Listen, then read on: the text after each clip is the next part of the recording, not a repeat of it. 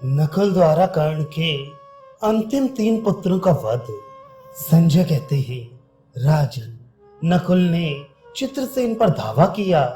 वे दोनों योद्धा एक दूसरे पर बाणों की वर्षा करने लगे। दोनों ही अस्त्र विद्या के ज्ञाता, बलवान और रथ द्वारा युद्ध करने में प्रवीण थे। दोनों एक दूसरे का वध करने के लिए प्रयत्नशील होकर परस्पर प्रहार करने का अवसर ढूंढ रहे थे। इतने ही में चित्रसेन ने एक भल्ल मारकर नकुल का धनुष काट दिया। फिर 3 बाणों से उसके ललाट को बींधकर अनेकों तेज किए हुए बाणों से उसके घोड़ों को यमलोक भेज दिया। जब धनुष कटा और रथ टूट गया तो वीरवर नकुल ढाल तलवार लेकर रथ से उतर पड़ा। अब उसने पैदल ही चित्रसेन पर आक्रमण किया। उस समय चित्रसेन उसके ऊपर बाणों की बौछार करने लगा, किंतु नकुल विचित्र प्रकार से युद्ध करने वाला था। उसने चित्रसेन के बाणों को ढाल पर ही रोककर नष्ट कर दिया तथा संपूर्ण सेना के सामने ही चित्रसेन के रथ पर चढ़कर उसने उसके कुंडल और मुकुट से सुशोभित मस्तक को धड़ से अलग कर दिया। चित्रसेन का मस्तक रथ के पीछे भाग में गिर पड़ा। उसको मरा हुआ देख पांडव महारथी सिंहनाद करने लगे, किंतु कर्ण के महारथी पुत्र सुषेण और सत्यसेन तीखे बाणों की वर्षा करते हुए नकुल पर टूट पड़े। उनके बाणों से नकुल का सारा शरीर बिंध गया, तो भी वे नया धनुष लेकर दूसरे रथ पर सवार हो क्रोध में भरे यमराज की भांति समर में डट गया। अब वे दोनों भाई नकुल के रथ के टुकड़े टुकड़े कर डालने की चेष्टा में लगे।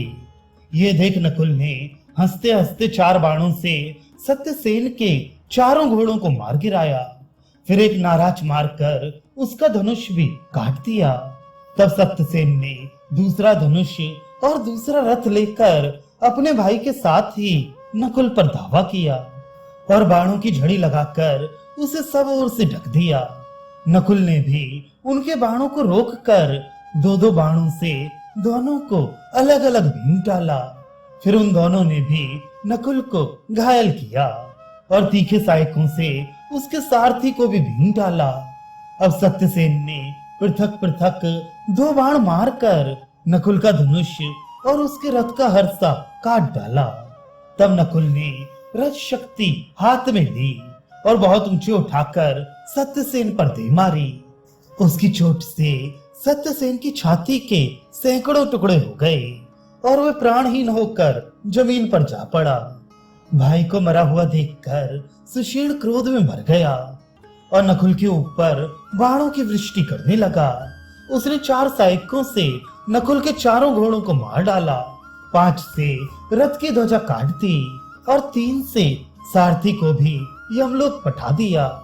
नकुल को रथहीन देख द्रौपदी कुमार सुसोम दौड़कर वहां आ पहुंचा।